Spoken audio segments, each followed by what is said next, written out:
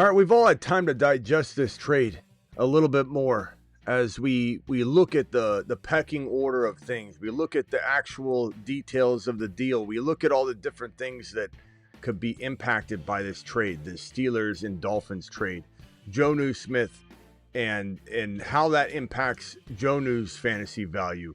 Tyreek Hill, Waddle, both getting upticks in value, right? But do you invest, or are they now a bigger risk than they were before because of the increased value? Achane certainly gets an uptick, but do we have a certain level of risk in Tua not being as effective, thus the offense folding? And there's all kinds of ways to look at this thing. We're going to break it all down right now. We're going to talk about Waddle's fantasy value on the incline, but maybe an avoid, and I'll tell you why. Tyreek Hill's value, target shares likely to go up, but is he an avoid? I'll tell you why. And Achane, while he's probably the most constant player here, the one that gets the most help, but there are pros and cons to the situation. We'll break it all down. Jonnu's a complete avoid. Freiermuth's a complete avoid. And why I kind of like DK Metcalf a little more right now. The Fantasy Football Show begins now. File on in. Live from the FantasyFootballShow.com studios. It's the Fantasy Football Show. Live! Monday through Friday, 8 p.m. Eastern. Smitty is also live whenever news breaks. This is where we're going to hear a lot of, no offense to your comment, Daniel, but I'm just going to show you as a prime example. Daniel says, Waddle to the moon. Come on! There's going to be a lot of people that own these players. There's going to be a lot of Waddle owners that are trying to rejoice in the best way they can. And to be honest with you, the uptick in targets is interesting, right? The increased targets for Tyreek Hill should be interesting. Achane getting more dump-offs in targets for sure is interesting. But the thing that you got to ask yourself is the cost of entry. What is the cost of entry for Waddle now? Waddle's ADP probably climbs into the top, I would say inside the top 40 overall, which is going to be an absolute no-go for me. This guy's been continuously, as the second option on his team, year after year, overdrafted, continuously overdrafted. And while I would like to invest in him at his old value pre the information today, like knowing what we know now, if his ADP stayed, I'd probably invest more in Waddle shares. But the fact that Waddle is going up in value and you have to take him inside the top 40 when there are other safer players, much safer players, I'm not drafting Waddle at a top 38 overall value. So we'll have to see where his ADP levels at. But this crazy. It's crazy. The people that are loudest on this are the ones that already own him. The dynasty owners are going to come chirping in here. Hey, but Waddle's amazing. This is what I've been waiting for, right? Wrong. You can think what you want. Tyreek Hill, look, if nothing changed ADP-wise, if Tyreek Hill's ADP got frozen in time right where it is right now, and this move happens, I'm a little more intrigued. I might invest in Tyreek Hill with the trade, again, those living under a rock, that occurred today between the Steelers and the Dolphins, where the Steelers got Ramsey and Jonnu Smith. Fitzpatrick and a late round pick went to the Dolphins. This move would have put potentially Tyreek Hill in play for me. But the fact that Tyreek Hill's now climbing into, I've heard whispers of the second round, like cemented in, like, hey, I like him as much as I like Rashee Rice, maybe right under London. Whoever's saying that's out of their mind. Absolutely out of their mind. There's no way I'm taking a second round pick when you've got Bucky available, London available, even Garrett Wilson if I've got to reach a little bit over Tyreek Hill. There's no way I'm touching Tyreek Hill in top 20 overall ADP. So his value goes up, but I'm out. I'm out. Waddle's value goes up inside the top 40. Top 40 overall for Waddle, I'm out. The guy I can't possibly be out on ever is this guy, Achane. That's our boy. And while I would be objective if something went awry for Achane, And when this trade went down, I was super objective to like, wait a minute, we gotta think about this objectively. What could go wrong for him? We broke it down on the earlier live stream. At the end of the stream, we came to the conclusion that it can only be good for him. The question is, where does his ADP climb? If his ADP climbed to the 12-13 turn, which I think it really could, as long as he's your second drafted player or one of the 1-2 turn players that you draft, I'm fine with it. I don't think he could even come close to climbing above that just because of the players that he'd have to move down and bump down. Although we talked about this the other night, Achane was going at 10, 11, and 12 early in the offseason. There's a chance, I guess, he could climb back into that territory, and I still think he's worth it because that's where his ADP should be anyway. So the thing I don't love about the Achane situation is that if he climbs heavily in ADP, we're getting him where he deserves to be grabbed. And that's not as fun as grabbing Achane at 14, 15, 16, 17, 18 overall. We've been cleaning up on Achane all freaking offseason as he's dropped and dropped and dropped. And we've been smashing the Achane ADP. Just Mashed potatoes! Yeah, buddy. I mean, honestly, it's been crazy. The Achane value has been insane. Now, I don't know where that's going to lead us here with the increased target share and the excitement around Achane now. If it does climb to, let's say, 13 overall, I'm fine. We're not getting quite the value, but I'm still buying that all day long. In fact, I've been doing that. I've been doing that anyway. I've been sitting here at this, I don't know, we'll call it 11. So pick 11 and 13, right? And you get Genty here. And you say to yourself, I don't really like some of the players right here. I'm going to reach on Bucky, or I'm going to reach on Devon Achane right here at 13 overall. And I've been doing that all offseason anyway. So nothing really changes for me. The only thing I don't like is that I can't get him at like 17 overall when I end up getting that draft slot, 16 overall when I get that draft slot. Those were the advantages when Achane was going in that 15 to 20 overall territory. When you had a 20 overall pick, when you had a 19 overall pick, when you had an 18 overall pick, you were cleaning up on Achane at that value. So nothing changes except for we don't get to steal him away as often later in a second round. But Achane, you know, the thing is, the other thing you got to consider with Jonnu is like Jonnu was good. But it even took me a minute to like step back and say, like, this is a tight end. And while he played very well last year, it wasn't like Jonnu Smith ruled the world. And it's not like without Jonnu, the entire offense is going to fall apart. Not to mention Mike McDaniel looking back on a lot of what Mike usually gravitates toward. And he hasn't been a head coach, you know, for a decade or something to look back on tons of data. But he doesn't necessarily gravitate toward throwing to the tight end. This is something that was a accumulation of different things occurring last year, some needs that needed to be filled. Tua Tagovailoa being very, very, I guess, polarized by the Jonnu Smith connection, and it was his safety net, his safety mechanism, his safety valve. The one thing that I'll say is going to be tough if we're to look at any cons from this, is that if Tua doesn't feel as comfortable and if Tua can't be effective, then it hurts everyone involved. Everyone suffers. That is the con. I keep telling people there are pros and cons to everything like this. Tua losing his safety net might make Tua vulnerable to getting cracked, and then he's out for the season or his career because he's not able to be as comfortable and able to get rid of the football as much. Those cons do exist. The pros and cons are always going to be present in a situation like this. But I think that at the end of the day, I believe, even though I don't believe in Miami Mike as a coach, I believe in him as a architect of offense and a guy that can probably get Tua back on his horse, who can throw the ball. I mean, he could throw for a 400-yard game as good as anybody in the National Football League. Tua is capable of a 4 TD game as much as anybody in the National Football League. Is he consistent? No. Do they fall apart against good defenses? The Dolphins and Miami Mike McDaniel? Yes. Are they going to crap the bed near the playoffs? Or even if they somehow, some way got in, crap the bed in round one? Yes, but they're not going to probably make the playoffs because it's too hard in their division, let alone their conference.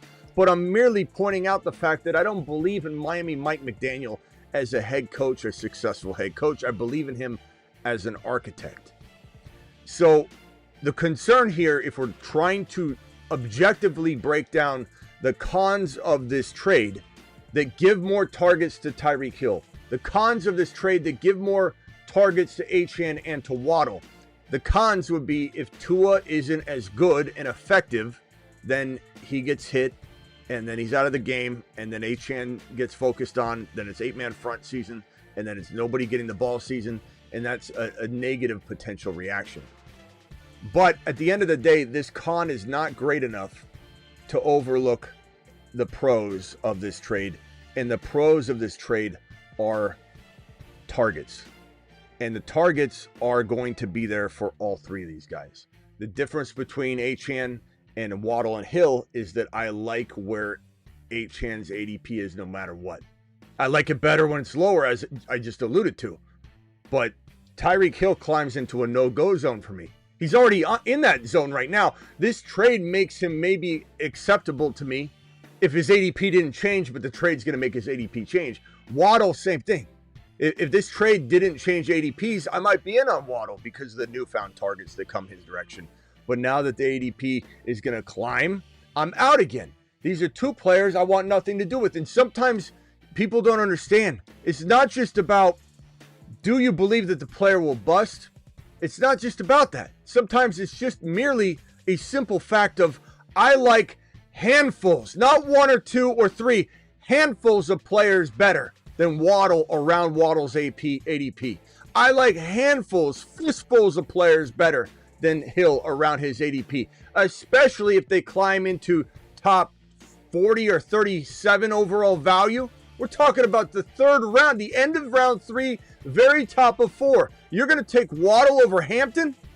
You're going to take Waddle over a plethora of running backs or wide receivers, or even over JD5, Josh Allen, and going early quarterback? I don't think so. Not on my watch. Absolutely not. Absolutely not. You've just been Smitty disapproved. You're going to take Tyreek Hill where he's going to climb now in round 2 over London, Bucky, Achane, and even a reach on Garrett Wilson. Garrett Wilson all day. You've just been Smitty approved. And while I love Achane and want him later, I do. Everybody does. Why would we not? Why would we not want Achane to stay where he is at pick 17, pick 15, pick 18? But that's okay. If he's got to go pick 12, 13, 14, if that's where his ADP climbs, we're still on board this train, baby. You've just been Smitty approved. Achane.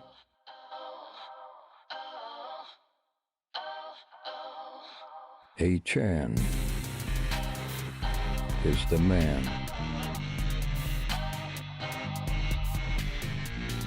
His haters call him small. But he is 9 feet tall.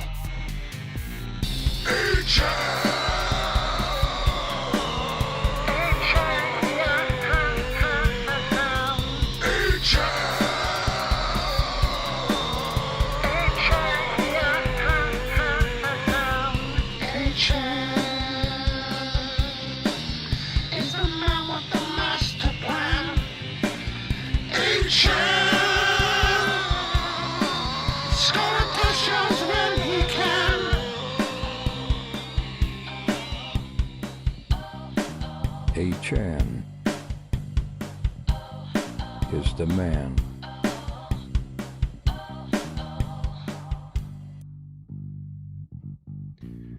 Dial into the phone line. Call into the show. Call into the show. Dial in, and we will have conversation around this situation. And then we will, potentially try and figure out where you guys are going to where's your line in the sand for some of these guys? I don't mind talking to a few of you right now that have different lines in the sand and hear your objective take around this situation, and we'll kind of break down who's drinking the Kool-Aid and who's not, because there definitely is going to be a situation where some people are going to be overzealous on this situation because they have multiple shares of Tyreek Hill. You know, they got Tyreek Hill or they got Waddle. And this is even the case where someone says, I haven't drafted yet. I'm going to say, oh, yeah, but how many dynasty leagues do you have Jaylen Waddle in? And they're going to go, yeah, that's true. That's true. About 15, Smitty. All right, let's go over to Jason. You're live, Jason. What can I do for you, pal? Hey, Smitty. I'm actually not Jason. Jason's my brother on the phone account. I think the caller ID is just set up to whoever owns it. Okay, what can I do for you, bro? Yeah, hey, it's Roman. Hey, so, I was thinking about it. I think this benefits watchers of the show in the long term. If Waddle's ADP and Tyreek's ADP rises, now we can actually get the guys we want at a more affordable price. Yes. So if MHJ is getting sniped from 100%. me, right now, that guy who's sniping me at MHJ is going to pick up Tyreek instead. Now I get 100%. MHJ, and I wouldn't have been able to do that before. So really, Yes. it's a benefit, I feel like, for the people we actually want. 100%. I don't care if Waddle's going to go 40, because now I can get JSN at 40. 100%. You know what I mean? That's why I'm doing an underdog draft right now to show you guys that exact thing. So we'll see if Achane even falls to my 12-13 turn pick. This is the perfect pick to have for this topic. Perfect. Because if Achane falls here, I guess you could say this is the worst pick to have, because I kind of want to see where he naturally goes, but at least we'll know he falls to the 12-13 turn. But well, he usually does. I mean, like, you know, does. maybe for this one, don't reach and just see where he Well, goes. I mean, I would think now he's. I'm taking him. I'm not letting him go. But let's You're gonna see. take real him? quickly. Okay. So it went Derrick Henry. I'm gonna take him second. Let's see if I go. Amon-Ra, BT, Amon-Ra. I'm gonna go. I don't have a lot of Amon-Ra St. Brown, so I'm gonna go Amon-Ra St. Brown. I'm gonna go Achane here. So I could have let him go. I'm not gonna though. I want to have him on the squad. But let's see what happens with Tyreek Hill, and let's see what happens with Waddle here, because I'm very, very in agreement with you that this is going to open up doors and shut people down. So we'll come back and check in on this. But yeah, I can't touch Tyreek Hill in the second round. There's no way. There's no way. No, There's never. absolutely No. way. After last year, no way. Yeah, you can't even come close to it. All right, hey, hang tight real quickly. Mute yourself real quickly, bro. Mute yourself real quickly. Let me go around to this. I got you. 925, you're live. Hey, What's Smitty, it's Boosh. So I got a predicament. Well, hold on. Jaylen Waddle and I Yeah. have Jaylen Waddle in 2 dynasty leagues. I've been trying to get rid of him even before the trade rumors, or the trade even happened. Okay. Well, the good news is Waddle's value went up, bro. You know. Yeah. So that's exactly why I was calling in. I'm trying to figure out a trade package for him and some targets I should be looking at. Let's hang tight. We'll come back, bro. Let me see where these guys fall. Mute yourself, and we'll swing back around and see who gets pushed down on this trade. This is why I did this trade, this draft. Why did this draft to begin with when we started the show? I want to see what happens to all the ADP values. Now, it might take some time to really adjust. It might take some time. There's Tyreek right there at the 2-3 turn. So that's a little bit earlier, I think, than normal. This guy's getting excited about it. So it's going to move some people down. Let's see what Waddle does. But this is exactly why we're here, to see what the movement's going to be around these guys. Let me go over to let's see, that was a 925 caller, right? 786, what's your question or your comment? You're live. What's your name? What's up, Smitty? It's Lewis. What's up, Lewis? Brother, I'm a Dolphins fan, and last year they were using Devon Achane in the slot a lot, kind of like a Debo type thing. Do you think that's going to happen a lot more, being that you lost a short, that short yardage receiver with Jonnu? I think Achane gets more targets. I think there's no way Achane. Caller, I'm going to add you real quickly. mute real quick, if you could. Thank you. Achan's going to, everybody mute unless I'm talking to you right now. Achan's going to get more work, I think, for sure. He's going to get more targets. Bottom line. The question is, the only con for Achane is, does his ADP climb too high? And I'm fine with this. I've been taking this all year long. If I get Achane and I got to take him at 13, 14, 15, I'm taking him. I wish I would have had like a 17 pick or a 16 in the second round to see if he would have fallen. But it's still okay. We're here. A lot of the reason we're here is to see where Tyreek goes or see where Waddle goes. Tyreek may have pushed down a couple guys. I'm not taking Waddle here. Let's see who I would grab right here. We got JD5. We got Jackson Smith and Jigba. He seems like maybe he's falling a little bit because of this, potentially. JSN's here. I don't think JSN should be sitting here at the end of round 3. That's a great pick right here. I'll go JSN with one of these picks, and I could go JD5. I could go early Hampton. Hunter's unfortunately not going to make it back, but I'm not going to take him this early. Let's go. Man, let's go early JD5. Or not early. He's like fourth player on the list. So JSN looks like potentially a guy that might fall. And here's the thing that people need to keep in mind. Whenever a player falls, let me give an example like this. And then I'll go back to your question, bro, about Achane. Just hold on, hang tight for me real quickly. Whenever we're sitting here in round number, let's say 3-4, just as an example. Whenever a player, let's say, is slotted here at the end of round 3, whenever somebody climbs up and bumps that player down, and it's a player at the same position, so it's a wide receiver, and this is a wide receiver. So let's say this is JSN as an example. Whenever a player comes up and bumps them down, they don't just bump them down one spot. Sometimes people only have so much room for wide receivers in their top 36, let's say. So a lot of times, a wide receiver climbing up like Waddle or Hill will move a player down 2 or 3 overall ADP spots. And that happens all the time. So I think that's, JSN, this is crazy. Okay, I don't see Waddle.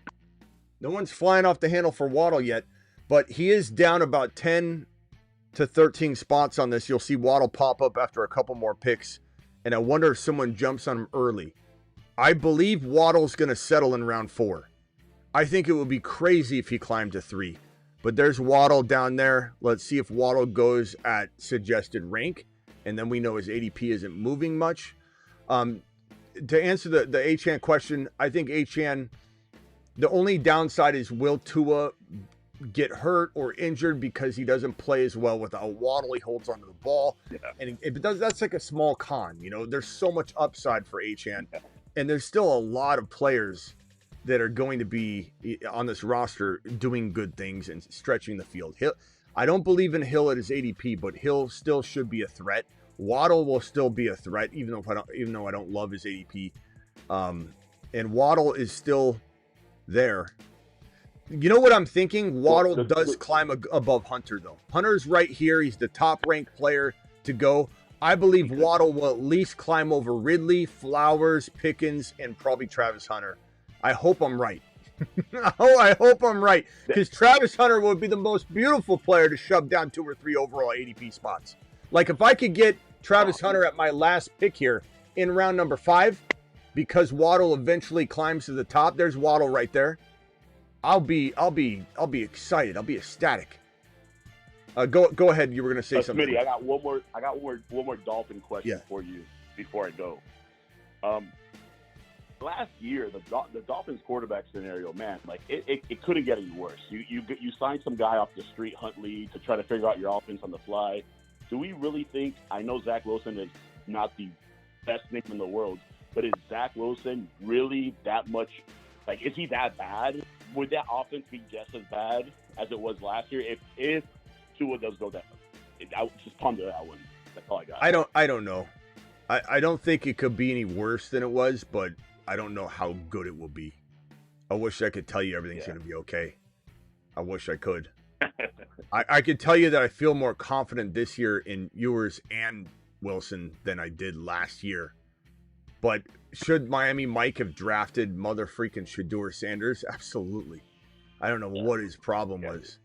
RJ Harvey's here. We're going to take RJ Harvey. Burrow is there, but we already have JD5, but you could bully QB this. But I'm going to go ahead and say I've got 2 wide receivers, 2 running. I'm going to go Hendy here.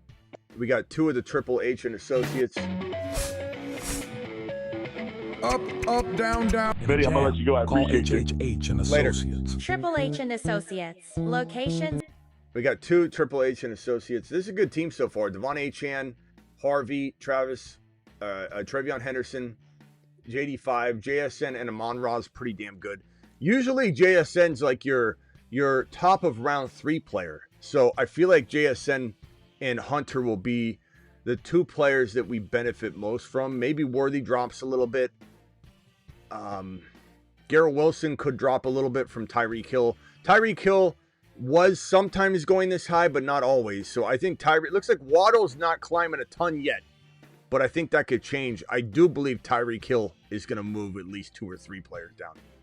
But I mean, to get JSN at the end of round 3 is crazy, which is why I started this draft to begin with when the show started, because I knew we were going to see this. And as the caller said earlier, this is exactly part of the reasoning trades are great. When trades like this happen and players that we don't like go up in value, it's always good. It's always good. Number one, let somebody else take a player like Tyreek Hill, who a majority of us were out on anyway. And it creates such a benefit across the board. Let me go over to the other caller who said that he wanted to trade Waddle. So looking at the board, bro, the reason I wanted this to play out before I had a conversation with you about it, because I want to see what his value could be right now. I believe it will climb higher than this. But Travis Hunter went after him. RJ Harvey went after him. Those are 2 players that I believe you could get straight up right now for Waddle. And I'd do them 1 for 1. I'd go get Hunter in a heartbeat, and I'd go get Harvey in a heartbeat. I'd go get Henderson in a heartbeat.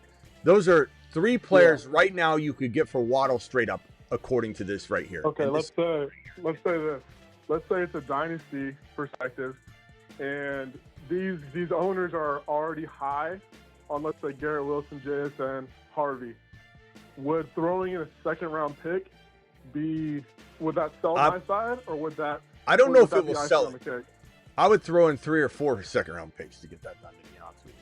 I could care less about. I like 2nd-round picks, but I don't need them when it comes to getting that kind of move made. Look, Waddle. Right. I know everyone thinks Waddle's a young man, but by the time Tyreek Hill's gone, Waddle will be inches closer to being a concern himself. That's how quickly everybody. Yeah, his age is playing a factor. Yeah, his age is. Man, I was high on him for a while. He got paid like, what is it, $28 million a year? I'm like, okay, they paid him. They're gonna use him, and now it looks like Tyreek's just taking up all the love. So, and Tua's not helping. They just need to get a new QB in there, man. Shout out Short Sanders. I love that call out. But they should. Pick him up. I can't believe they didn't grab Shador. All right, bro. Well, try and get Harvey or Hunter. They're the most doubted in Dynasty of those guys. Henderson's pretty doubted too. Those are all pretty good names for redraft and Dynasty to target. In redraft, of course, I would draft those guys ahead. I just showed you that I would. But in Dynasty, I think you'd have to give up a little bit more. You're probably right. But because a lot of people are talking crap about Hunter and Harvey all the time, Kyren Williams, Breece Hall, go get Kyren Williams or Breece Hall, even if you got to give a 2nd rounder or a couple 2nd rounders with Waddle. 100%, bro. All right, later, man. Doing the live, Smitty. Appreciate you. All right, let me get these 2 super chats, and I'll go back to the phone calls real quickly. I am so disappointed. Jonnu was one of my favorite late-round sleeper picks. I also don't think he will be significantly think this will significantly benefit the Dolphins. I mean, Jaime, there's pros and cons. I think the pros outweigh the cons in terms of the players. But I get where you're coming from. Even when the trade happened, I even said we need to make sure we objectively look at this thing. BBQ with a $5 hauler. BBQ, let me draft real quickly, and I'll come back for your super chat. On the clock here, Patrick Mahomes is there. I always bully QB Mahomes with JD5 or whatever the case may be. Let's see if let's see what else we can do here. Kyler, Kelsey's there. I'm probably gonna roll. I'm going to time out. So I'm going to roll with Kelsey and just cuff Mahomes and Kelsey. So this is a pretty good squad so far. I only have 2 wide receivers, but to be honest with you, whenever I get to this territory, people think I'm crazy. Like, you need to draft wide receivers. I look at the wide receivers and I look at Ayuk, Pittman. Like, look, I'll just sort by wide receiver right here. Or actually, I can't on this screen, but wide receivers, if I read them off, it's Ayuk, it's Pittman, it's Cooper Kupp, it's Jaden Higgins, it's Keon Coleman, who I like. If I had to take one, I'd take Coleman. Trey Harris, Shaheed, Bateman, Luther Burden, Christian Kirk. I didn't skip one wide receiver. I read like 12 or 11 straight, and I want none of those guys over Travis Kelce and Mahomes. So this is where I kind of tap out drafting wide receiver in Underdog when I don't like any of those wide receivers. I'll swing back around and get other wide receivers later and feel plenty happy with my decision when I can scoop up. But this team looks really good. Bully QB, this is a 1 QB, but in Bully QB on Best Ball, they start your starting lineup gets set for you based on the optimal scoring. So if Mahomes outscores JD5 one week, then Mahomes will start automatically. So JD5, Mahomes with Kelce, RJ Harvey, Trey Henderson, Achane. I got JSN and Amon-Ra. It's a fantastic. This is a Best Ball Mania, by the way. It's a fantastic start to Best Ball Mania. All right, let me get to this BBQ super chat and then back over to the phone line. BBQ, appreciate you dropping the $5 hauler. Thank you, Jaime, for your super chat as well. BBQ said, not sure which is worse, Dolphins tanking or Steelers thinking they can contend. Funny if they end up with the same losing record, says BBQ. Yeah, I mean, I don't know why the Dolphins would do this trade. If, it doesn't make sense to get, we're happy from a fantasy perspective, but here's the thing. This is, again, there's pros and cons. The cons are present. As much as everybody in the industry is going to want to shovel this down your throat, and I would too if I wasn't, I'm objective. If I wasn't objective, I'd just be sitting here going, Achane, there's nothing great. It's all great for Achane. There's not a single negative thing. But I'm a very objective and unbiased person. You might not think so, because if I don't agree with somebody or somebody doesn't agree with my take, they all of a sudden think that I'm letting my hatred for a team or a player cloud my judgment. It's so funny because I am passionate and objective about everything I say. It's just when it doesn't click with someone's opinion, they think I'm wrong and they think I'm biased, which is fine. I don't care. But if I was if I was a biased person, I would come in and just say there's nothing negative about this for Achane. There are some cons, but again, the pros far outweigh the cons. The cons would be if like BBQ saying that the Dolphins are not playing to win, like they're kind of in some ways, I don't know, it doesn't feel like a winning move. Like, why would you get rid of Jonnu Smith, who made Tua feel so comfortable? You got to ask yourself, if things go awry early and McDaniel gets fired and the whole offense changes, then you got some change for Achane that we don't necessarily want. So there is some negative, aspects to this. On the clock right now, a little early to, I'm going to go Charbonnet, and then I'm probably going to go with Luther Burden, who I think is actually a pretty decent wide receiver 3-4 in fantasy this year. It could take him a little time to get going, but this is the guy that Ben Johnson drafted. I know he's fallen behind. I'm definitely not super excited about the beginning of his 2025 season because he fell behind, got hurt, and even Ben Johnson's been, going at him when the media interviewed him the other day and they asked him about Burden's injury, and he's like, yeah, it's disappointing. Like, you can't, what are you going to do if you're not here? How are you going to learn if you're not here? And so he pretty much roasted the hell out of him. But I do think he could be the most talented wide receiver on the roster. But anyway, back to what I was saying. If we've got the Miami Dolphins playing and winning less, and then you have Miami Mike McDaniel getting fired mid-season or week 10 or week 11, and then you got turmoil, that won't be good for anybody. And then who knows who takes over, how this goes. Is Achane get a little ankle injury and this team's completely losing at the end of the year and they decide to sit him and rest him? There's some cons, you got to think about those things. It's not all pros. It's not all rose petals and white doves. There are some things that you got to look at. But again, the pros far outweigh the cons. The other con would be that, Tua does not play as well. There's a higher chance of him potentially taking a hit or something. So Jonnu was definitely a safety valve. I do think they lean on Achane a lot. So far, this team, real quickly, and then I'm going to go to the phone callers. And I do got one more super chat real quickly. This right here, this team looks good. I'm in the far right spot, the 12 spot. Amon-Ra St. Brown, Achane, JSN, JD5, RJ Harvey, Trey Henderson, Patrick Mahomes, Travis Kelce, Zach Charbonnet, and Luther Burden. Starting to pick up some wide receivers now. And then BBQ, appreciate you. We've got this this super chat here from Saeed. Appreciate you, my man.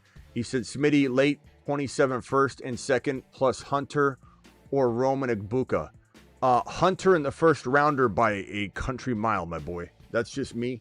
Maybe people disagree with me. I don't know. But that's my take anyway. Thank you, BBQ, for the super chat. Rockout says Debo getting ready to rumble. That's going to be tonight's topic. Rockout, don't you worry. Smitty, late 27 first. Okay, that's the one I just attacked. And then I think I have this super chat here from Rockout. Says Smitty, let me get birthday Saturn button. It wasn't your birthday yesterday, Rockout? We doing double birthday? Double birthday super chat buttons here. Here we go. To Saturn. To Jupiter. All right, caller. Let's see here. Who's on the phone here? Let me see. I got a couple of you here. Let's go over to the let's go over to the Bruce and then back over to the 419. Bruce, you're live. Hey, Smitty. Yeah. I have a question on Jonnu Smith. Do you think they're going to use him as like not just like a tight end, but maybe like a slot receiver in Pittsburgh too, like they did in Miami? I to be honest with you, man, there's no way this ends well for Jonnu. How could it? Everyone's like, he's getting paired back with Arthur Smith. Why does anybody think that's a good thing? I mean, the last time, if I'm remembering correctly, correct me if I'm wrong, if anybody knows the stat, but I believe Jonnu was not even a top 20 tight end under Arthur Smith. And I think this benefits DK. The reason I think this benefits DK is because if they run a lot of like 13 personnel or they put DK in a position where it really is just DK, I think DK benefits greatly. I'm on the clock here. Hold on. Let me make this pick here. Let me see. I'm on the clock. I need a wide receiver. I really like Pat Bryant. I'm going a little bit slim in my wide receiver room, but I love Pat Bryant. So my team is Luther Burden, Pat Bryant. I know I'm going a little light at the wide receivers. JSN, Amon-Ra, Luther Burden, Pat Bryant, but my running backs are Achane, Harvey, Henderson, Zach Charbonnet, Tootin. The quarterbacks are JD5 and Mahomes. My quarterback or my tight end is Kelce. Anyway, yeah, I don't think this ends well for Jonnu Smith owners. I think anybody trying to argue that Jonnu Smith's going to be in a good position they own him. It's not their fault. They own him. They want something positive. The guy I think is going to benefit is DK. Why do I think he's going to benefit? For the exact same thing that I was talking about earlier. The ADP of DK Metcalf is going to drop. And I was already in on DK. I like DK. His ADP is going to drop because people are going to be scared of another mouth to feed in Pittsburgh. And if it drops, and I think his value doesn't even change at all, if not, maybe, I don't want to say it goes up because of this, but it almost guarantees you that they're not doing anything else on offense. This is it. DK's the only player that Aaron Rodgers is really going to hyper focus on. And if the ADP drops, I'm in. DK Metcalf in my book goes up in cost of entry opportunity. You know, I'm all over. But Jonnu's going to just disappoint, unfortunately. Jonnu Smith goes down in value. I didn't even put that on here because I feel like that's a given. But his ADP drops and his value drops. And it's not like it drops so much that it becomes a value. I want nothing to do with Jonnu. Jonnu took a while to get to where he was at, and you remove him from that situation. Again, this is the con for all the Miami Dolphin players. If you wanted to present a con, again, there's more pros than cons. The con is that what is Miami doing? How is Miami going to be successful? And if they aren't successful and they get bumped out of a playoff race really early on. What happens to everybody if they get banged up or something? I mean, this is just a stupid. This is a stupid move, unless the Steelers aren't done yet and they trade Pat Freiermuth for a wide receiver. I agree. Space Ricky and I are thinking a line here. They should have went after a receiver, not a tight end. But they've been trying to replace Freiermuth. You know how many people were in my comments? Like 4 or 5 people in my comments on the last video because of this statement. And I don't know what's so confusing about what I'm saying here. The Steelers have been trying to replace Freiermuth all offseason. And people are like, what do you mean they just extended him? What are you talking about? They've been trying to acquire multiple tight ends all offseason and have failed 3 or 4 times, and they finally executed upon this trade right here. There's been rumors all offseason they're trying to get another tight end in the room. They've been trying to either replace Freiermuth, and they might trade him now, or they don't believe in him enough. They need somebody else. I just don't think Jonnu.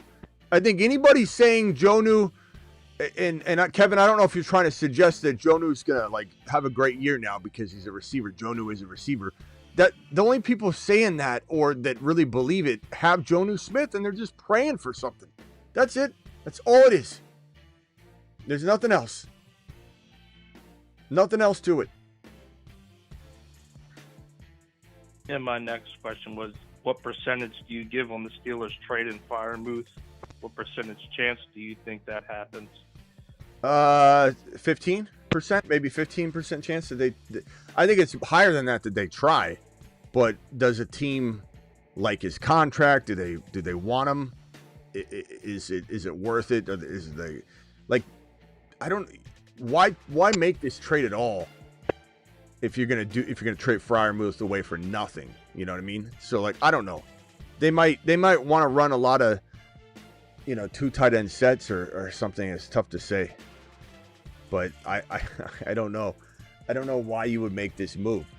And some might say that Ramsey's better than Fitzpatrick or Fitzpatrick's better than Ramsey. Like, look, we might be arguing about 2 players that are on the decline and they're the same. Or we could just have a healthy debate on it, and who cares? Like, I don't even care about that part. It almost is one of those trades where somebody says, hey, Smitty, I'm trading away London, and I'm getting BTJ. Oh, no, I'm sorry. Let me put it like this. I'm trading away London and let me think of a receiver like Higgins. And then I'm getting like an Achane and then a wide receiver. Like when somebody gets a player that's just as good at the running back position as the wide receiver, and then these 2 players are like the exact same. Or sorry, the running back. This running back and the wide receiver are the same value. It's almost like, why are you doing this trade? It's like dead even. You're upgrading your receiver and you're losing your RB, or you're upgrading your RB and you're losing your wide receiver. And it's like one of those things where it's like, what's the point? What's the point in doing this like even trade where you're plugging one hole in the ship and then you're poking another hole on the other side? So you might be, okay, Ramsey, Fitzpatrick, whatever, but Jonnu, what's Jonnu? What's Jonnu going to do for you? You can't even utilize him properly. And not to mention, he's never been as good as he was without Arthur Smith. Arthur Smith's not going to get the most out of him. He was tight end 20 plus with Arthur Smith. Like, what does this trade do for the Steelers? And more importantly, what's it do for the Dolphins? All right, hold on, Bruce. I'll come back to you in a second. Or actually, do you have anything else, bro? My phone line's clicking like crazy. I'm trying. No, I'll get off. All right, call back if you got. Call back back if you got another one. Let me go back over to the 419 caller. What do you got? Hey, no. So I wanted to make this point this morning, but I was driving to work, and you just said it. But all this talk has been about the value of Waddle and Tyreek Hill. But what about the value of DK in all of this? Because I would have thought right off the bat, like, this makes DK more valuable And so the fact that his ADP would fall because of it seems kind of weird to me. Wouldn't this, it's like when you have more weapons on offense, the weapons you already have tend to do better. So I would think DK is going to do even better this season because of it. Yeah, it not only does it make him more attractive to go get, like I just said a minute ago, his value goes down ADP wise, and I don't think any less of him at all. And the fact that they gain another player at a position they're already rich at, it just makes him more efficient at that position, even though both tight ends are eating into each other's work, and it just makes DK have an easier time. It's DK to the moon, especially at his cost of entry. DK to the moon. Yeah, if his cost of entry, that's what I'm saying. Yeah. Yeah, if his cost of entry was to go up, then it would change everything, but it's not. So he's a great value. Let me hold on. Yeah, I think that's the main value change. Damn, man. I'm not paying much attention. Yoshi Bosch draft. Get some Yoshi Bosch. I like Yoshi. All right, bro. Anything else? No, it's hey. I'm in Tempe. It's hot as hell out today, man. Hope you're staying good. Nice. Tempe is definitely warm, bro. All right, appreciate you, bro. Yeah. See ya. All right, later. Bye. All right. 703 caller, you're live. Hey, Smitty, what's going on? What's up? Hey, man, real quick, I got a few questions, but regarding this Steelers Dolphins trade, I was just trying to see. Obviously, I think the Dolphins are trying to tee up getting another tight end.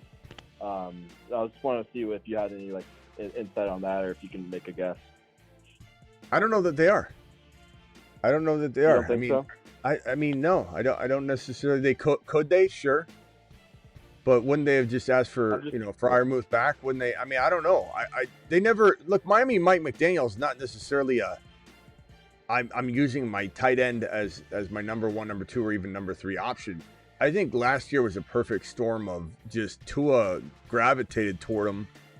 Tyreek Hill had a wrist injury, and I think it was just a Tua was still getting, I think, his feet under him, getting back to, I don't know, consistent play, or however you want to word his career, how his career has taken a crazy, up and down roller coaster ride.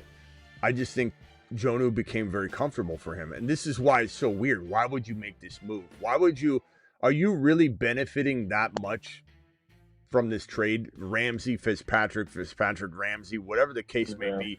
Are you really benefiting that much from this trade that you're going to take away the one thing that appeared to be the comfortable place for Tua to reside? Like in tossing the football to a tight end that was on the rise, looking good, always reliable, and it just made Tua more efficient. And I just don't understand. That's why I say there are some cons. What if Tua collapses because of this?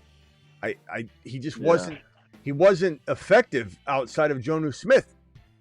So why do it? What is the benefit here? It doesn't make any sense. It's not a very good move for the Dolphins. No, 100%. And maybe I was thinking other people would think is, what if they go after Michael Mayer or Pitts or somebody? But it sounds attractive. But yeah, Mayer would be really, really nice. That would be. He's a guy that I've been wanting to get traded for some time. Kyle Pitts, it's possible, but I mean, then they got to pay that player though. You go get a Kyle Pitts, you're gonna have to pay him. It doesn't make any sense. Why not just keep Jonnu? Yeah. But it's crazy, bro. Yeah. I don't know. All right, man. Yeah, man. Yeah, thanks. All right, later.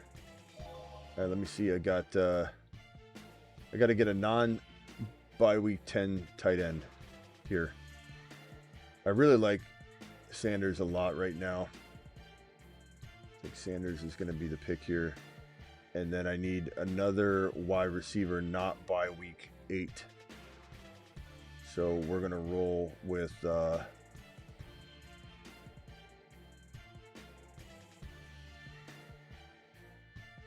went nowhere. All right, so in general, the reason I did this wasn't, I normally do not draft on the 8 p.m. show, but I started this when the live stream went down because I wanted to go over the impact of the movement of ADP values for Waddle and Hill and Achane. I unfortunately drew the 12 pick and I took Achane there, but I'm not crazy surprised to see him fall to me at the 12-13 turn, but I wouldn't be crazy surprised to start seeing him going at 10 and 11 and 12 again. And in weekly winners, he'll definitely go that high. But Tyreek Hill going at the 30 or the 25 overall is bumping down. Look where I got JSN at the last pick in round 3, when JSN at one point was going at the 2-3 turn. Marv dropped down to about 30. Garrett Wilson dropped down to about 29. And again, Tyreek Hill climbing here. This is what I'm trying to tell everybody, is if Tyreek Hill climbs to this ADP spot on the regular right here at 26 overall or 25 overall, then look at the players in between. Chase Brown and Trey McBride, then Adams. So when a wide receiver moves another wide receiver down and they flip-flop ADP spots, it sometimes is actually going to be 3, sometimes 4, sometimes 2 total ADP spots because of the way that people stack players and the way that running backs go in between. So this could be a crazy impact. I don't like the impact to Achane's climbing ADP, but I love the impact to what it will do to the players that were below Waddle and were below Tyreek Hill, and now I'm taking them all day long. Again, you can get mad all you want about hey, I like Tyreek Hill. I think he's going to do good, Smitty. I think Tyreek Hill is, you're going to wish you had Tyreek Hill shares. And it's not about liking Tyreek Hill. It's about liking 1, 2, 3, 4, 5, 6, 7, 8, 9 players, maybe 10, maybe 12 players better that sit and reside around his ADP, which appears to be now ADP 25 overall, which is crazy. You want Tyreek Hill 25 overall? Have at it. I want nothing to do with it. You want Waddle, which I believe Waddle will climb above Hunter. This ADP shows Waddle at where'd he go? Waddle went at where'd he go? Right here at 52 overall. So after 52 overall went Travis Hunter, George Pickens, RJ Harvey. Give me those guys all day long. And if Waddle climbs above, let's say, Worthy, which I think is possible, that's going to be insane. That'll be a value over value right there. Let me see these 2 super chats, and then I'll go to the phone lines. Miami wide receivers feel like Russian roulette, but if it hits, your team might be golden. Maybe rock out, but I don't think so. I don't feel that way about Waddle. If you hit on Waddle, you're getting what you paid for. If you hit on Tyreek Hill, you're kind of getting what you pay for. I don't think Tyreek Hill is going to be a top 5 wide receiver. So if he's 10 or 9 or 11, you're kind of getting what you pay for. This is the Steelers' last year, and it gets blown up after this. Watt, Hayward, lots of aging or aged out starters in the final year. This is a win now. Team will look totally different next year. Tomlin gone, says BBQ. Ron Navy called in earlier and said that he thinks there's a low chance of Tomlin being gone. I kind of agree with BBQ. I think that Tomlin mutually walks away. I don't think he necessarily gets fired, but I think they mutually part ways. Yeah, that's just my take anyway. 443 caller, you're live. What's your name? What's your name and where you calling from? You know who it is. It's Nick from Baltimore. How are you doing, Smitty? What's up, Nick? I just, had a couple things to add to the fire that is Achane right now. So I'm thinking with this tight end situation, we have an opening for them to trade for a tight end like Andrews or Noah Fant. Why do we though? Why is everybody assuming that they're going to trade for a tight end when they just got rid of a tight end? You know what I mean? Like that's what they just put out there as far as rumors go. I know, but that would be the logical conclusion. I don't think they're making a trade. I mean, they could, but I don't think that that's something that people are wildly coming to that conclusion. I mean, they just traded one away. They could have got Freiermuth in the trade potentially if they wanted to, or they could have got Washington, or they could have, because now you're going to see them potentially try and maybe the Steelers trade one of those guys. It's possible they go get a Michael Mayer. They try and start young and say, let's start over at the position. But I just don't think it makes sense to get rid of Jonnu, who helps Tua, if your plan is to now sacrifice and go get another, and pay another tight end, especially if you go get a big enough tight end to matter, bro, you're going to have to pay him anyway. Like, you can't trade for a Kyle Pitts and not extend him. So I don't know, bro, but go ahead. Yeah, I really like Achane. I mean, I've been taking him around where you've been taking him a lot. I just think that as far as his contract goes too, this is his, he has still 1 year after this, and that'll be his contract year. I think that's going to be like the sweet spot to really hammer him. He's going to be probably talked about with the guys like Bijan next year. I mean, he's just a elusive, talented guy, and I'm surprised that he's as cheap as he is now. As far as dynasty goes, do you think this is a sell high window for Achane? Yeah. I mean, we'd have to see where the dust settles on his ADP, but right now, no, I'm holding on to Achane because he in redraft he's going. He was, first of all, it's almost like we live in two different universes, in the off season. There was like January through, I want to say like March. If I had to guess, March 1, where Achane had ADP of about, I would say he was going 10, 11, 12 overall. And then for some reason, and there wasn't really anything explainable about it, he just, Genty started going higher, and then things ended up happening, but not very explainable things. Just weird changing of the running back values, and then all of a sudden, I would say after the NFL draft, when it wasn't like Ollie Gordon affected Achane's value or anything, but post NFL draft,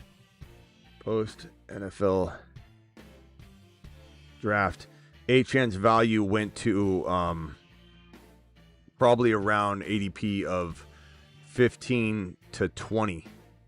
So we've been getting Achane at 15 to 20 like clockwork lately.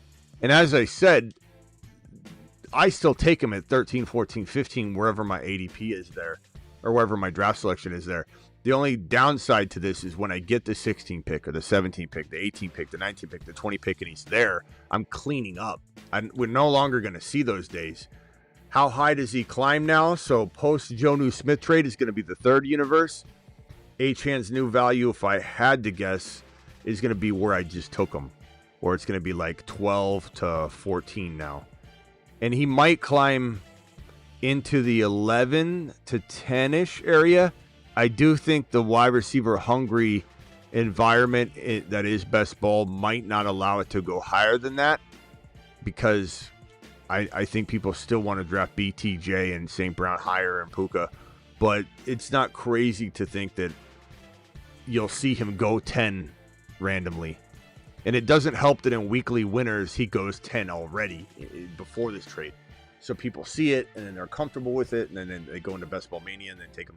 I would say in a non-best ball, though, I could see him like clockwork going at the 12, 13 turn. I think that's probably where you should expect to see Achane get grabbed. In all formats, no matter what it is, I think 12, 13 turn makes sense. Totally deserving of it. It's just a bummer we don't get to steal him away at value. Like, I remember when I first was able to get Achane and Genty together, I was shocked because they were both going inside like kind of round one. It was like one was 12, one was 10. And then when I was able to get Achane and Genty, when Achane started to fall, I was like, this is cool.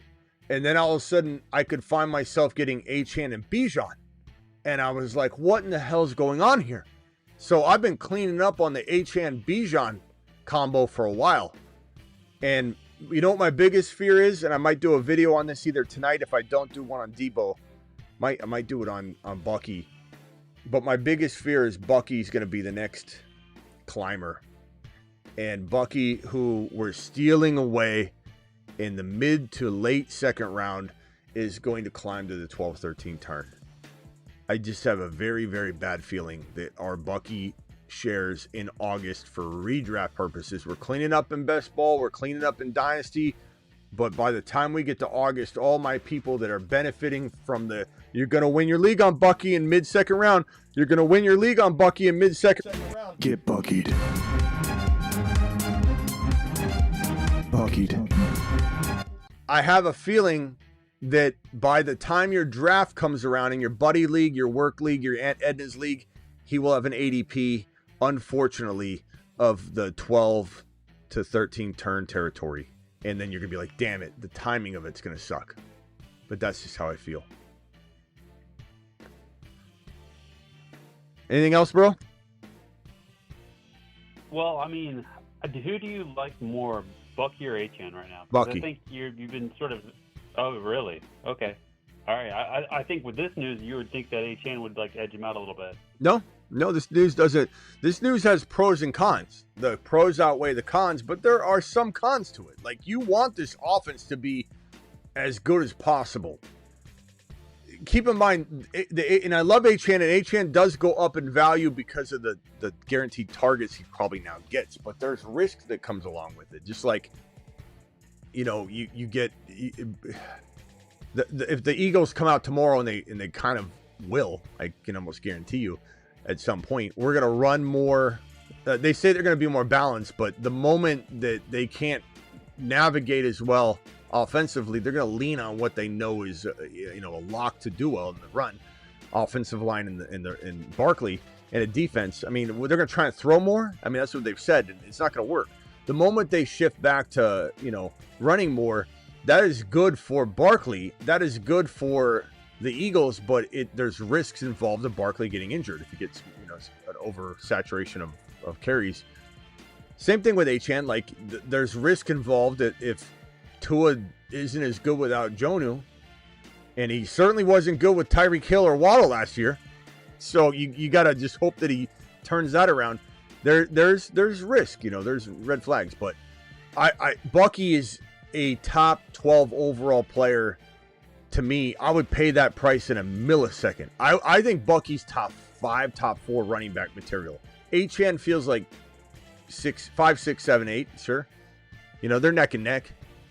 I think I probably have them back to back on my rankings if I'm ranking running backs. If I'm saying, even if you put Barkley in the top 4 because he deserves it, but do I draft him with other players around him? Not really, but doesn't mean I don't rank him where he belongs. So if we go Bijan, Gibbs, Barkley, I could literally go Bucky, Achane back to back. I really could. So Achane's right there, but he's not overtaking Bucky. If push comes to shove, Bucky's my pick, and that's pretty much been that way. I rotate it, and you'll see me draft Achane a lot more over Bucky, but that's because Achane, his ADP's higher, so you try and push your luck sometimes. Bucky doesn't fall to the third round very often, but it has happened before where people go wide receiver hungry, and they're set on drafting a wide receiver at the turn. And you're like, how did you just skip over Bucky? It's happened. So you always play the odds game with that. But I have a feeling, I don't know. I have a feeling that Bucky's going to climb right above Achane, or they're going to be neck and neck anyway in ADP come August. Right, yeah. Yeah, thank you, man. I mean, one thing I wanted to catch up with you before I was like breaking up with you. I think Tomlin is going to be around for the long term. I think I called earlier today. Yeah, I think Tomlin's going to be their coach going forward, no matter what happens. I don't think so, but all right, we'll see. It's possible, bro. All right, later. Yep, see ya. You guys are away with words sometimes. All right, Bucky in the third, cool. Bucky in the second, no. Freaking way. Okay, bro. Bucky in the I love this comment. Where have you been all summer? Bucky in the third, cool. Bucky in the second, no way. Bro, Bucky will barely ever fall to the third round. Bucky belongs in round 1. Bucky belongs in round 1. Do you know that? Do you know that? Do you really know that, Mr. Dooney? Get buckied. Buckied.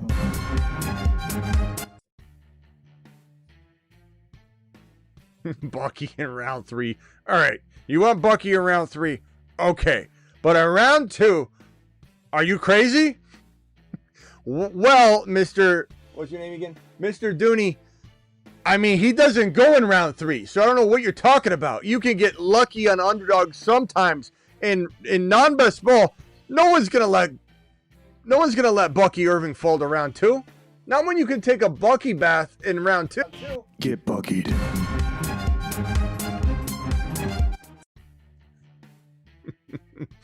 I mean, even in the nursing homes, no, not even true, Vader. Even in the nursing homes, when the patients that are in comas time out, the pre-rank list is going to draft Bucky in round 2. Even the pre-rank knows to draft Bucky in round 2. You can't get him in 3. You can't. Get buckied. Buckied. Round 3. That was cute, though, Mr. Dooney. That was very cute. This is where he's going to be. I was kidding. I was trolling.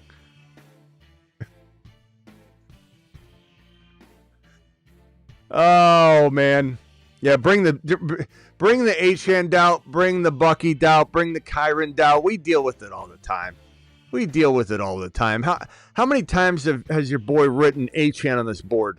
Achane.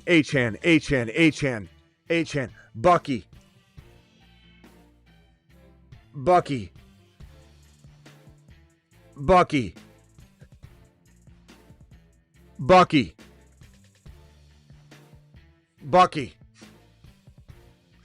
One time some guy came, if you don't know the backstory, some guy came into the live stream and said, bro, stop talking about Achane or I'm leaving or something. And I'm like, oh yeah? Achane. I wrote it, I think we counted, it was like 1,900 times in a row. It took like 40 minutes. I just stopped the show and just wrote Achane. I think it was 1,500 to 1,800 times straight. I just stopped the live stream and for about 40 straight minutes wrote Achane on the board. You don't tell me what to do. You don't tell me to take a Bucky bath or not to take a Bucky bath. You don't tell me to talk about Achane or not talk about Achane. Get buckied. Buckied. Bring him in, boys.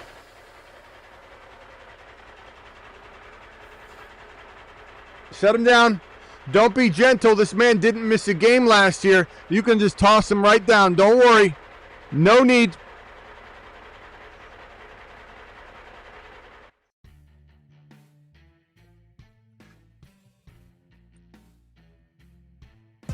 Call into the show. Call into the show.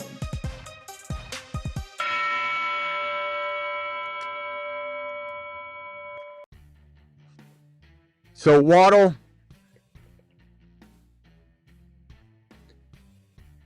this is just my opinion. You can do whatever the hell you want. Waddle, avoid at all costs. Hill, avoid at all costs. At ADP. At ADP. Achane.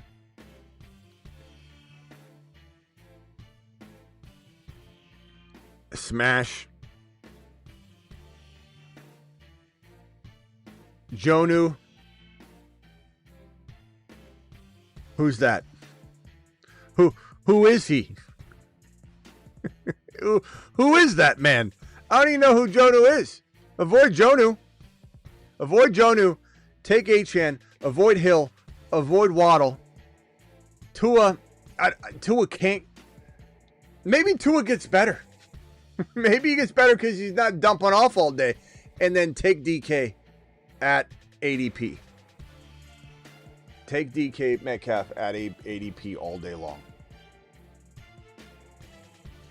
That's my take on this situation. Smash the DK Metcalf.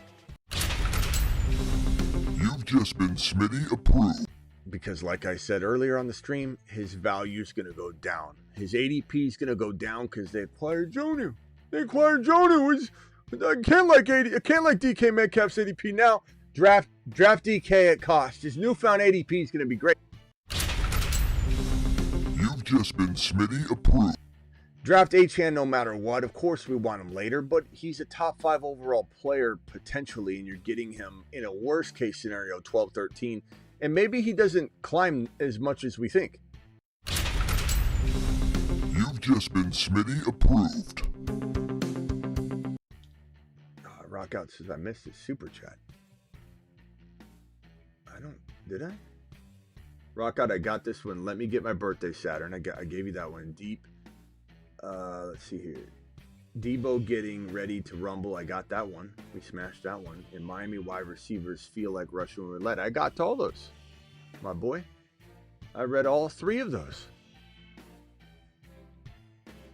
But yeah, it is. I said about the Russian roulette. What I told you was I just don't think you're going to get the return on investment. As for the Debo getting ready to rumble the NFC East, I said, yeah, Debo is he's gonna ball. We might, and I told you we might do a live stream on that tonight. And then I sent you to Saturn and I think another planet. I got you. Rock out. You might have went to the restroom, but I did take care of it. Don't worry. I got you. I'll even send you to Saturn one more time, my pal. To Saturn. All right. Oh, I got Bruce on the phone. Bruce, I'm sorry. I forgot you were there. Oh, all right, Smitty. With all this ADP thing, if Achane does go up, who does that help the most by going down? Is it like a Kyron or a Breece Hall? Because you've seen how... If who goes what? Thank you, Rockout. Appreciate you. If Achane does go up just a tad, who does that help? Like, you've seen how Garrett, Wilson, and all them went down because of Tyreek. I would say BT in London and Bowers. Because Achane's going right there anyway, right? So if Achane climbs above BT, Bowers, Lad McConkey, Nico. Look at Nico. Nico at 17. That seems to be affected. Nico. But yeah. And Drake London a little bit. I mean, everybody in that stretch right there, from 10 to about 19, they're all kind of moving down a little bit. I feel good about my one thing that you almost hung up on me on. What did you say? I said now my draft plan, the one that you almost hung up on me on that one time, maybe it makes sense. What was it? Remember I told you I had the 12th pick and I took Achane. I came back at 13 and I took Bucky. Well, I mean, yeah, ADP's changed. I mean, now Achane is fine at 12. I almost took Bucky and Achane at the 12-13 right here just to snag running backs, but I'm glad I didn't. This is a good looking team right here. But yeah, I mean, Achane, I think Bucky climbs to 12-13. Achane's gonna climb to 12-13. I just don't know if that's where he's gonna go yet. I mean, the ADP data won't update until maybe tomorrow or the next day, so we'll have to just kind of see. Right now, the underdog ADP data on Achane is right at 17 overall, running back 7. So right where Nico went is his ADP. So I took him 1, 2, 3, 4 spots above ADP. I wonder if that will be the norm. I think it probably will be. Okay. I think it probably will be. And for Rockout's thing, Debo's going to finish top 5 this year. And that's a little bold, but I do think, yeah, I mean, Rockout's going to be excited because Debo Samuel looks super quick. We're going to talk about that tonight on my Instagram. If you go to my Instagram and you check out this video clip that I put on my IG, everybody complaining about Debo Samuel is out of their mind and saying he's not quick.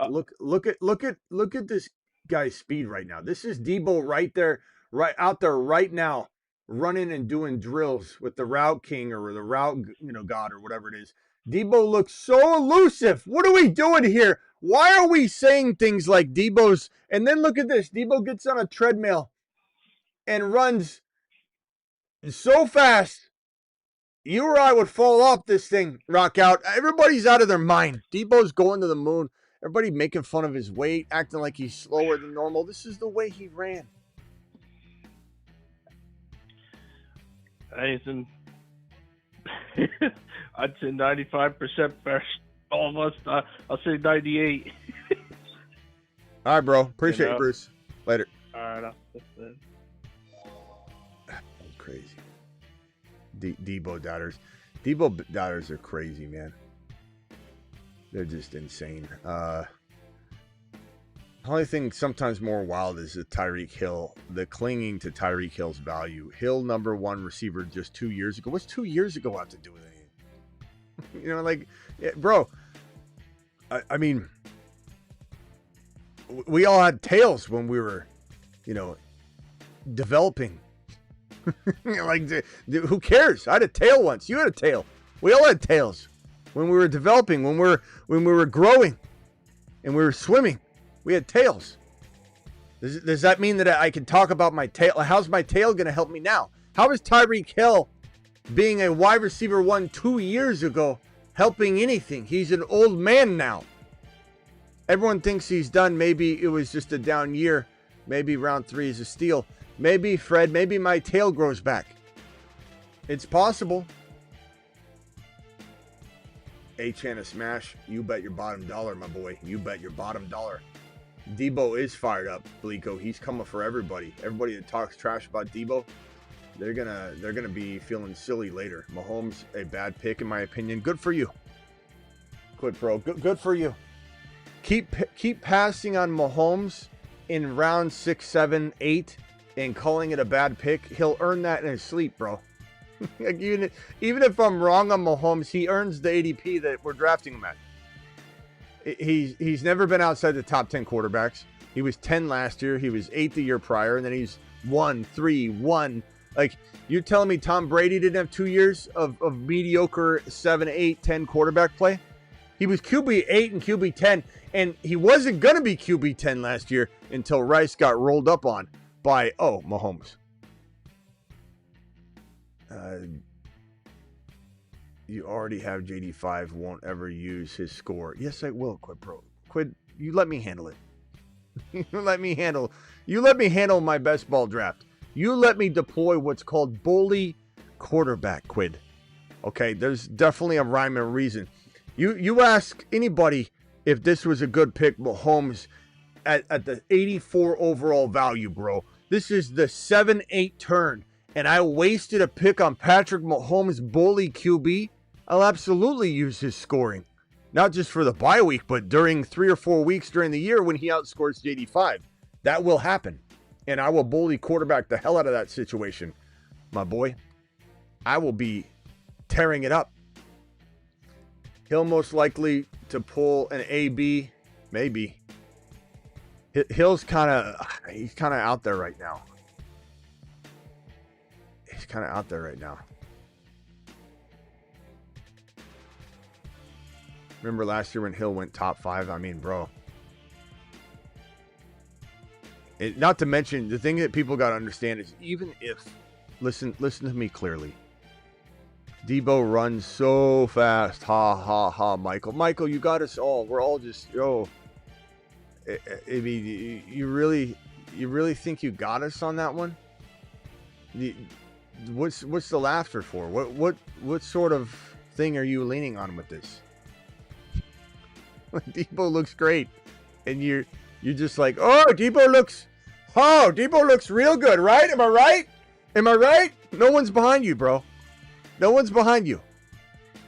Niner fans or people that got burned by Debo at some point are against Debo right now, and I don't know why, but Debo looks fantastic.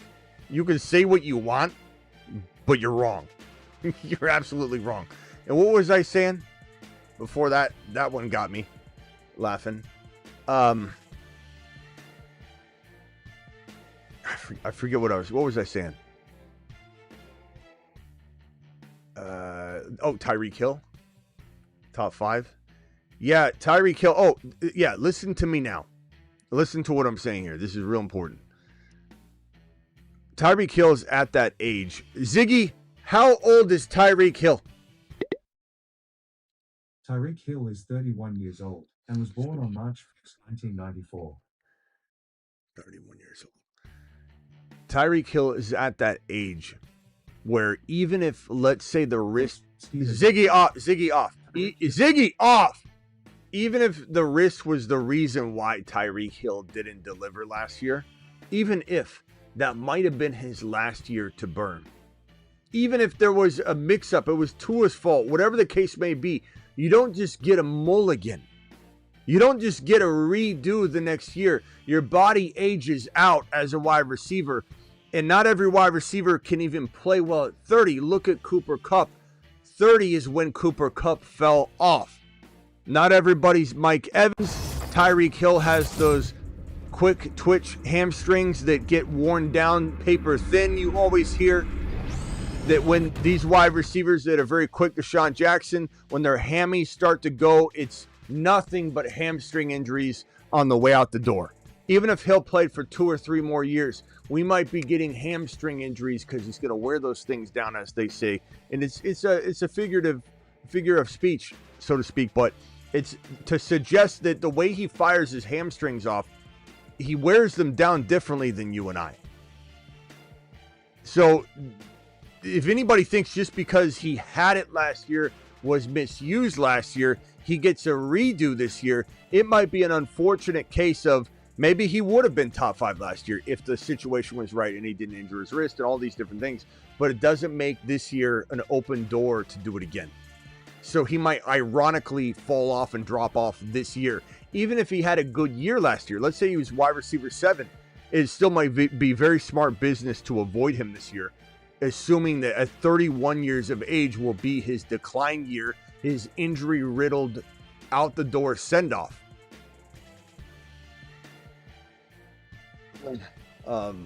Dante says 28 is the new 30. I mean, the positions all have their own situation. Rockout says check your DMs. Rockout! He's in the building! I'm gonna take it over. Going to end the story. Like I read the Corey, read it, going, do it again like deja vu. That's how it wants to. Achane, I like that. I like that on fast speed for Rockout. Rockout sounds like Eminem when we put him on double time. Rockout, thank you for this, the beat, bro. G-Men says he had a wrist injury. He wasn't targeted much and was force-fed the year before. Clearly something else was going on. I want nothing to do with it. I don't care what it was. And I don't care if there's something else going on. It doesn't matter. He's 31 years old now. That might have been his last opportunity. Bye-bye. Didn't work out. They didn't feed him right. His wrist hurt him. Who knows what it was? Combination of things. Maybe he pissed off Mike McDaniel. Whatever the case may be, that year's bye-bye. And Hill walks into a 31 age year where he might be on the decline because of injury, no matter what he could have or did do or didn't do last year.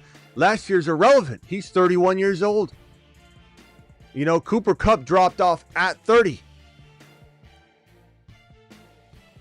I agree. I'm getting at he was probably slower. I got you. And I wasn't really yelling at you. I'm just yelling in general. Any sleepers on the Dolphins? Tolling for Dynasty? Not really, bro. I mean, maybe Jalen Wright, maybe Aldi Gordon. That's it. I don't want any other wide receivers. I don't. Washington, I don't want any of that. Tua's hard to bet on. But, you know, Wright or Gordon, if you want to roll with a sleeper. There's no other player that qualifies. They're all going too high, you know. Yeah, and the other thing, too, we got to keep in mind is that when we rip on Tua Tagovailoa, we got to realize that he still can produce good numbers. You know what I'm saying? If he can stay on the field, there is a world where everybody eats well. but I still don't believe it's going to be something that I want to pay the price for. You know what I'm saying? I would rather have, even if Hill eats and Waddle eats, and I'm not saying they eat to the tune of a top 5 player. I'm just saying, even if they eat, I want other players that are eating as well, that are just safer. Where even if Hill eats, let's say, he could get injured by week 10 because he's 31 years old and leave you hanging. Let me ask you a question. Can I get a hand raise, a thumb up, or some check mark or an acknowledgement of yes? If you've owned Tyreek Hill and he's burned you in the fantasy playoffs at least one time. I want a check mark for every year that he's done it. So 2 check marks if he's burned you 2 years. This guy's notorious for leaving you hanging at the end of the season. He's lost so many championships. People forget where he's dropped off, how he's disappeared at the end of the season. I want a check mark if you remember getting burned by Tyreek Hill in your fantasy football championship. Or the week prior in the semis. Does anybody remember? Tyreek Hill has burned you notoriously. I don't know why people don't remember that. Christian McCaffrey has burned you notoriously. So what are we even talking about? I don't care if he does good for 10 weeks. I don't want him. I don't want him on my team.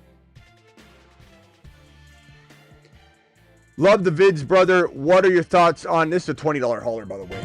Alert. Super chat alert. $20 super chat. $20 super chat. Alert. Super chat alert.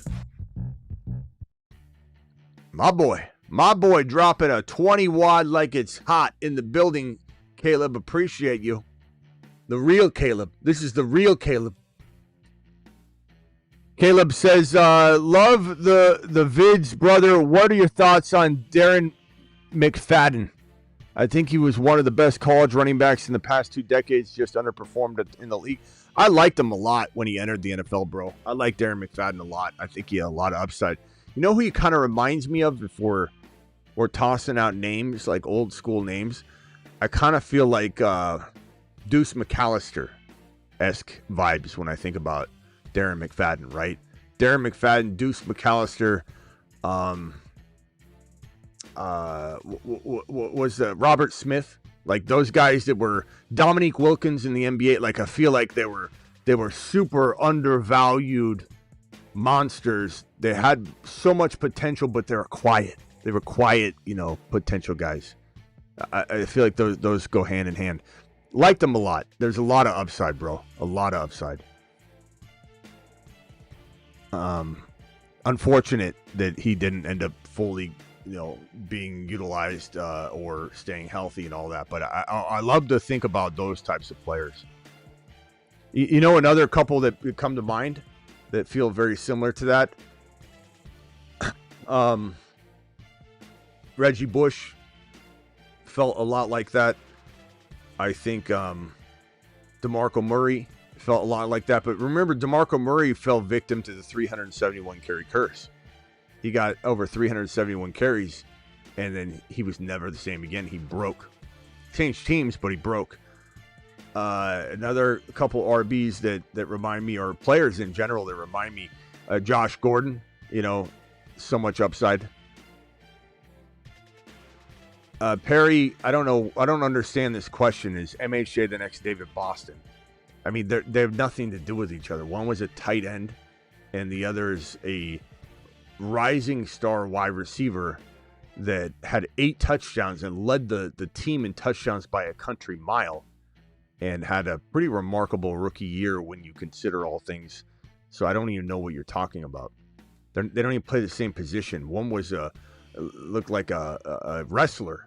He bulked up, used who knows what to get to that size, and he was too big for his own good. He couldn't even move around. He's like Njoku, but inflated even more. So I don't even know what you're talking about.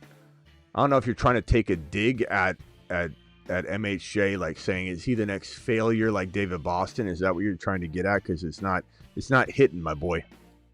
It's not hitting at all. David Boston couldn't scratch his own back. David Boston was like, how do I scratch got an itch right there. MHJ uses his speed and quickness in his arms, and he stretches those arms out. Go gadget arms. What are we talking about, bro? What are we really talking about? What are you trying to infer there? Because it's not sticking, bro. We got a phone caller here from the 336. What's your name and where are you calling from? You're live. Hey, how you doing, Smitty? My name's Colin. I'm from Charlotte, North Carolina. What's up? Hey, so I was wondering if you can have a viable best ball draft with Devonta Smith as your wide receiver one. So I got into a position where I had to take Bucky Irving at the 3-6. So it basically went, I took Gibbs in 1, I took Brock Bowers in 2, and then Bucky fell for me at 3-6. So I was like, I feel like I have to take this. And then I ended up with Devonta Smith and Pickens and then Debo as my 3 wide receivers. So I was wondering if that's like, okay. Can you make it with that? Debo, yeah, maybe. Devonta Smith, Debo, and who? Pickens. I mean, that's pretty good considering. I couldn't, I'll be honest with you, I couldn't pass on Bucky there either if that happened. Who's your quarterback? I have Mahomes and Penix. Man, and that's a one QB, obviously? Yeah, that's a 1 QB. And, yeah. That's pretty good. Who are your backup wide receivers, though? Egbuka, Coleman, Kyle Williams, Michael Wilson. Okay. Egbuka, you might be okay. I like Coleman. I like Egbuka. I think Debo is going to play like a high-end wide receiver, too. Devonta Smith, here's the thing that you need for this team. This team could win it all, bro, if, let's say, A.J. Brown went down. I'm not saying you're wanting to cheer for A.J. Brown to get injured. I'm just saying this is a team that you'll want to watch. If A.J. Brown goes down, you need to pull this up, watch the progression. But this is Egbuka is going to be great. Mahomes is fantastic. Gibbs, Bowers, Bucky. This is a great team. I like it. I would have said no, it's not a good plan of attack. But I was going to ask you, before you said your team, I was going to let you read it off, that if you were able to get Debo quietly, then I could see this team working out. And the fact that you got Debo and Pickens and Egbuka and still got Mahomes, I think it's a good team. I like it, bro. Yeah, it's one of those things where I try to get a better anchor wide receiver in the third or even what, DK Metcalf. But some of you say in Grandma League, this is a best ball draft. This is on best ball. Is this Mania or is this in like a poodle or what? this is this is like a puppy draft or sorry, a schnauzer. A schnauzer, okay. Yeah, bro, that's good. The fact that you got Bucky at 3 point what? 3.6. Jeez. That's crazy. How long ago was that? How long ago did you get Bucky there? This was last week, so this is pretty recent. That's why I had to jump on it. Yeah, love that, bro. Hey, you got to try it. You did a great job with your receivers. If Coleman or Egbuka, one of those guys pop, you're fine. Awesome. I appreciate your time on that, Smitty. Thank you. All right, later, bro. Call back if you got another one. Can you drop your top 12 dynasty players? I don't know, Parker. I mean, I have the fantasy football show for a reason over here. So I would say for you, I'm going to list off a handful, but thefantasyfootballshow.com, year-round rankings, bold predictions, trade calculators.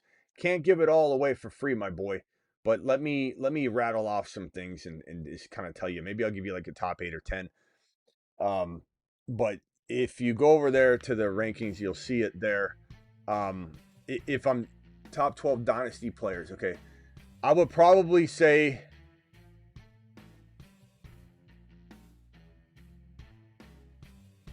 let me pull up my dynasty rankings.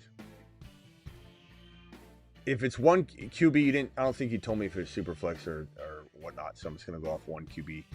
I'm going to say that it's Bijan, Gibbs, Jamar Chase, Genty. Then JJ. Then you got Neighbors and Lamb. I think you take a look at BT, Bucky, Bowers, Achane. I mean, like, you can't go wrong. There's so many ways you could take it to, and a lot of it depends on like what the flow is too of the draft. And I'm not scared to take Bucky in that 12 to 14. I'm not scared to take Achane in that, 12 to 14. I'm not scared to take BT at 7 or 8. I'm not scared to take Travis Hunter in round 2.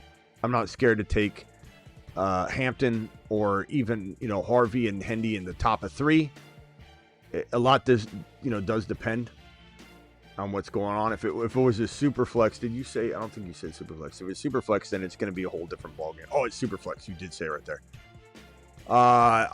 Super flex, you're just going to go the top 5-6 quarterbacks. So it's a little different, but at the same time, once you exhaust those quarterbacks, so you go JD5, Josh Allen, Joe Burrow, Patrick Mahomes. For me, you could say Lamar, Hurts, Bo Nix. I like Bo Nix a little bit better, but quietly, once you're past like that group, bro, and they really are the top 5 or 6 in a row. You don't have to put Nix there, but JD5 in no particular order. JD5, Josh Allen, Burrow, Mahomes, Lamar, Hurts. So you've got those 6 guys. They're 1 through 6. You can't be drafting a dynasty super flex and passing on one of those players. You just can't do it. It's not good business. It's not smart. Once you get past that, it's kind of the order I'm telling you, with a little bit of Nix, Cam Ward sprinkled into that second round. But this is a bigger conversation than that. I can't just spit out a lot of it depends on, who's on the board, all that. Like, I can't even tell you what you should do. Go quarterback in round 1, and that's the only thing I can tell you for sure. I don't necessarily go even quarterback in round 2 unless it's Bo Nix, and it still depends on where I think I could get Fields or potentially Dak later on. How experienced is the group drafting? Do they all take early quarterback, or will you find a Dak or a Penix Jr. in round 4?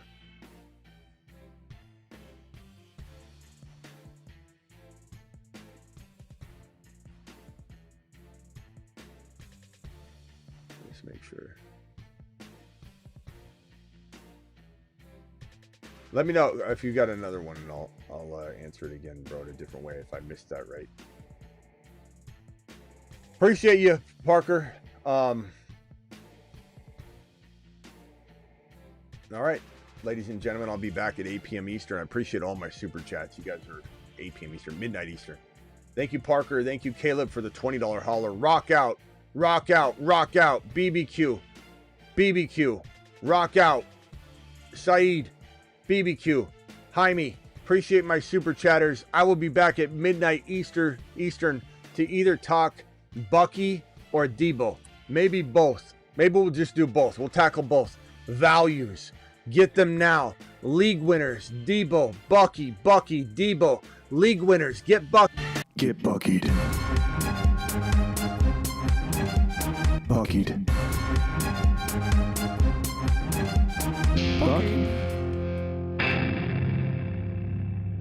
Many wonder what motivates and drives Garrett Wilson. I mean, Garrett Wilson, to me, is more like a third rounder. Steve, wouldn't you agree? I think, he doesn't belong up there with the top 5, 6, 7 wide receivers, don't you think? Please report to the moon. Space-time continuum reset. Live Monday through Friday, 8 p.m. Eastern, every single Monday through Friday. That's what you're watching right here. I'm additionally live whenever news breaks. I'm additionally live midnight Eastern almost every single night, which will be the show that we have later tonight. See you all at midnight Eastern. Don't forget to join the Patreon. The Patreon link is right here. It's also pinned in the live chat, but the Patreon is a 24/7 live chat group. It's basically the live stream extended. And I'm going to type a message right here and say, anyone have a post-show topic? Boom. I'm in there waiting to chat with you all right now. $10 a month, cancel anytime. It's like a cup of coffee. Try it 1 month and then just cancel if you don't like it. I'm in the Patreon right now waiting to chat with you all. So join. Link dropped, pinned. And don't forget, tonight we'll be drafting on Underdog. Promo code Smitty, where Underdog will match your first deposit 50% all the way up to $1,000. So drop $10, the minimum. They give you $5. Drop $20, they'll give you 10. Drop $1,000, they give you 500. Drop 2,000, they give you 1,000, all the way up to 1,000. But the minimum's only 10. But if you want to draft, hit the link and sign up so you're not trying to scramble to sign up and get the app open. And all you do is have the app ready to go and opened, and you watch the live stream, and then I tell you what to click on, and we go into a draft together. We say 5, 4, 3, 2, and we click on a draft, and we go right in together. That's what we're going to do tonight. So hit that link that I just dropped. It's in the live chat. It's in the description of the video. If you're watching a replay, it's code Smitty. We'll be drafting tonight at midnight. See you all later. Appreciate every single one of you. Hit that like button on the way out the door. We got 90 thumbs up, which isn't bad, but we got 150 to 250 in the building the whole show. We have 149 still hanging on right now watching, and only 90 thumbs up, so please smash the thumb up on the way out the door. Leave a comment. I'm trying to get back to all my comments right now, by the way. Leave a comment on this video, and I'm going to do my best to get to you.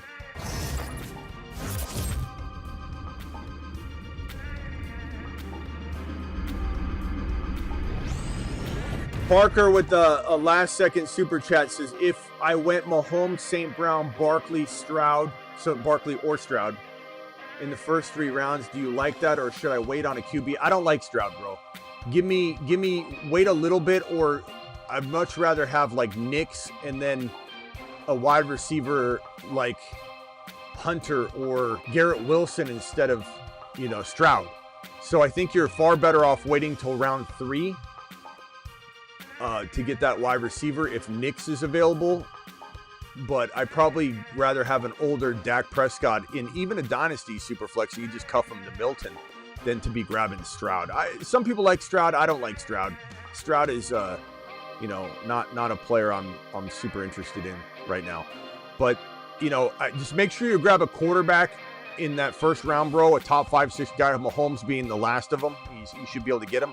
If not, you're grabbing Knicks in round 2, and maybe you're going like Bijan or Gibbs in round 1 if those quarterbacks are gone. But the main thing is grab one QB and then play it by ear. And don't just grab a position, grab a player. Thank you, Parker. I'll see you tonight. You might have more questions. You can hit me tonight, and we'll talk about it. But definitely grab the one quarterback, then go back to best player available, bro. And you almost want to think about non-super flex in rounds 2 and 3 unless, Knicks falls or something like that. I go back to non-super flex drafting for a couple rounds and then grab those values like Fields or Penix or Dak Prescott later on. Appreciate you all. See you tonight, midnight Eastern. Deuces. Get lamb.